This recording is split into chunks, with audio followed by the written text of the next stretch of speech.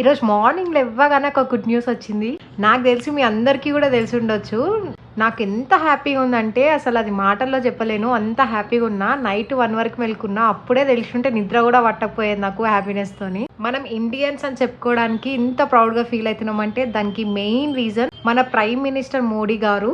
And అలానే every soldier. ఇక్కడ మనం ఇంత హ్యాపీగా ఉన్నామంటే వాళ్ళు అక్కడ వాళ్ళ ఫ్యామిలీని అవన్నీ లెక్క చేయకుండా వాళ్ళు మన కోసం ఉంటున్నారు కాబట్టి మన లైఫ్ దేవుడిస్తే మన లైఫ్ని కాపాడేది మాత్రం వాళ్ళే కదా. ఇంకా ఈ రోజు బ్లాగ్ వచ్చేస్తే ఈ రోజు అయితే మేము వారధి ఫార్మ్స్కి వెళ్ళినుండే ఫస్ట్ టైం వెళ్తున్నా. వెళ్ళగానే అక్కడ ఫుల్ రష్ ఉండే. అంటే అన్ని వెజిటేబుల్స్ ఫ్రూట్స్ అన్ని ఆర్గనైజ్ చేసి పెట్టారు. వచ్చే వాళ్ళు వచ్చి తీసుకెళ్తున్నారు. ఇన్స్టామార్ట్ లో ఆర్డర్ చేసిన వాళ్ళ పార్సల్స్ కూడా వెళ్తూనే ఉన్నాయి. చాలా రష్గా ఉంది. ఇంకా వెళ్ళగానే ఆర్డర్ ఇచ్చేసాము. Dosa, millet dosa, red rice dosa ఇవన్నీ ఉన్నాయి. కానీ నేనైతే ప్లెయిన్ మసాలా దోశనే ఆర్డర్ పెట్టుకున్నా. అక్కడ పొంగల్ మాత్రం చాలా బాగుంది మిల్లెట్ది.